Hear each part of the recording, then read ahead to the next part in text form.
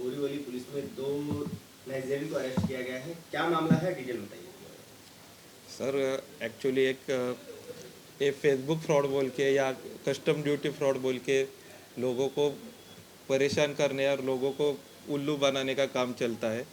पहले फेसबुक से friend request आती है लोगों को, मोस्टली महिलाओं को ऐसी रिक्वेस्ट आती है। फिर फ्रेंड रिक्वेस्ट एक्सेप्ट हो जाने के बाद उनको मैसेंजर से उनसे कनेक्ट किया जाता है।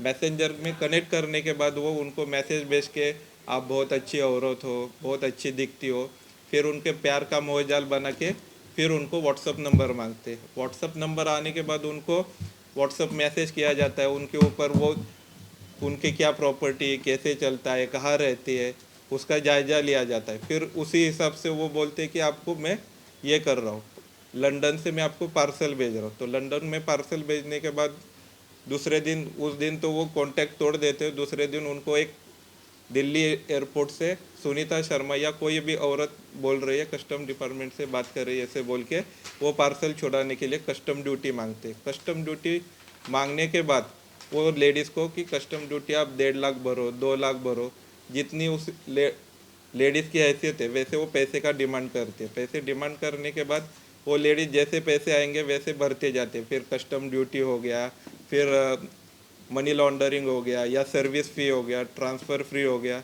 ऐसे पे फ़ी मांगते मांगते कम से कम लेडीज़ से, मेरी जो कंप्लेनेंट है उनसे 10.5 लाख का उन्होंने फ्रॉड किया है। वैसे भी जिस औरत की जैसी हैसियत है वैसे उनके 5 लाख, 10 लाख, 20 लाख ऐसे ट्रांसफ़र होते रहते हैं उनके अकाउंट पर। फिर हो जाने के बाद जब तक लेडीज़ को पता चलता है कि ऐसा कोई पार्सल नहीं है, कुछ भी नहीं है, तब तक बहुत देर हो चुकी होती है। तब तक वो अपने फेसबुक प्रोफाइल्स और बाकी के डिटेल्स छुपाए दिए जाते हैं। तब लेडीज़ को पता चलता है कि हमारे साथ कुछ तो गलत हो चुका है, फ्रॉड हो चुका है। तब वो आके बोरोली पुलिस स्टेशन में हमारी कंप्लेनेंट ने कंप्लेंट दी। उसके बाद हमारा इन्वेस्टिगेशन चालू हो गया। उसके बाद हम जो लोकेशंस मिले, जो बैंक डिटेल्स मिले, उसके ऊपर हमारा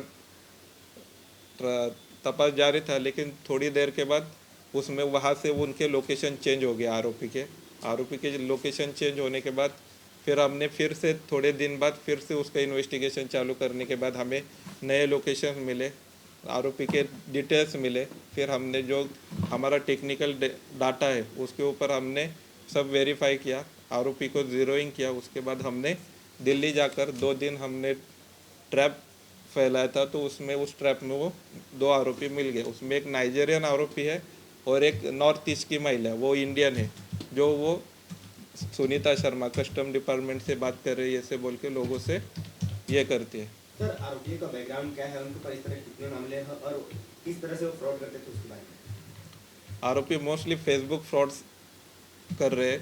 फेसबुक कस्टम ड्यूटी फ्रॉड, जो फेसबुक पर फ्रेंड रिक्वेस्ट भेजते हैं और वो खुद को फॉरेनर बताते हैं। फिर वहाँ से पार्सल आ जाने के बाद उस पार्सल की अमाउंट बहुत बड़ी बताते हैं, 3 या 4 करोड़ बताते हैं। उसके ऊपर वो पार्सल रिसीव करने के लिए बोल देते हैं, कंप्लेनेंट को, विक्टिम को बोलते कि आप पार्सल रिसीव करो। तो उस अमाउंट से कस्टम ड्यूटी 2 लाख, 3 लाख ऐसे बता के उनसे वो पैसे अकाउंट पर ट्रांसफ़र किए जाते हैं।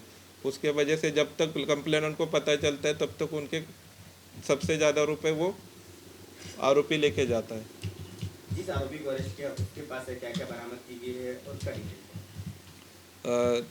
जब हमने उसके घर पर छापा मारा तो उसके घर में मुझे 16 डेबिट कार्ड मिले, 10 पासबुक मिले, 2 लैपटॉप मिले, 9 मोबाइल मिले, 4 मुझे नए सिम मिले और 2 इंटरनेशनल सिम कार्ड मिले।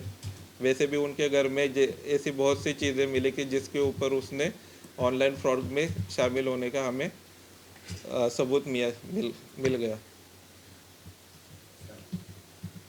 जब हमने छापा मारा तब हमें वहाँ से 16 डेबिट कार्ड और 10 पासबुक मिले। जब हमने बैंकों से उन अकाउंट की जानकारी ली तो हमें पता चला कि ये फ्रॉड कम से कम 2.5 या 2 करोड़ के आसपास है। उसमें बहुत से महिलाओं के अकाउंट से ट्रांसफ़र हुआ है उस अकाउंट पर, और बहुत से महिला इस बारे में विक्टिम है। ये जो विक्टिम्स महिला है वो आगे पुलिस स्टेशन में कंप्लेन कर दीजिए, और अगर कंप्लेन की नहीं है तो हम उनसे संपर्क करके कंप्लेन कर रहे हैं और उनको आरोपी हस्तांतरित कर रहे हैं। और बहुत से ऐसी महिलाओं को हम रिक्वेस्ट कर देते हैं कि कोई भी अननोन पर्सन से, कोई परदेशी लड़के से कोई भी फ्रेंड रिक्वेस्ट एक्सेप्ट ना करे, कोई किसी को पार्सल नहीं भेजता, कोई किसी को फ्री में कुछ भी नहीं देता। फिर भी आप ऐसे लोगों से अगर परिचित नहीं है तो कोई भी फ्रेंड रिक्वेस्ट एक्सेप्ट न करें और कोई भी पैसे ना भेजें।